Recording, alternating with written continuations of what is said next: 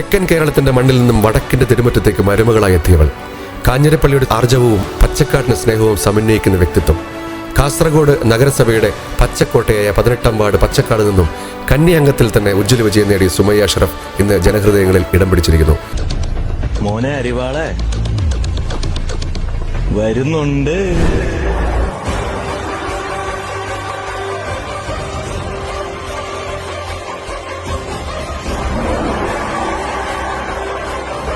കോട്ടയം കാഞ്ഞിരപ്പള്ളി സ്വദേശിയായ ഷുക്കൂറിന്റെയും ജാസ്മിന്റെയും മകളും പച്ചക്കാട് അഷ്റഫിന്റെ പ്രിയ പത്നിയുമായ സുമയ്യ തന്റെ ആദ്യ തെരഞ്ഞെടുപ്പിൽ തന്നെ എതിരാളികളെ ബഹുദൂരം പിന്നിലാക്കി.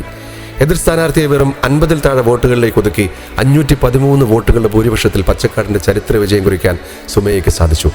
സൗമ്യമായ പെരുമാറ്റം, പുഞ്ചിരിക്കുന്ന മുഖം, പ്രശ്നങ്ങളിൽ സാന്ത്വനമായും ആവശ്യങ്ങളിൽ കരുത്തായും എന്നും പച്ചക്കാട്ടുകാർക്കൊപ്പം നിൽക്കുന്ന സുമയ്യയുടെ ലാളിത്യമാണ് ഈ വിജയത്തിന് പിന്നിലെ രഹസ്യം.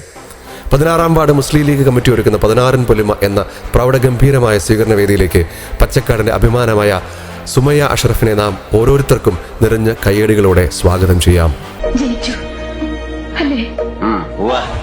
അങ്ങനല്ലേ പാടുള്ളൂ.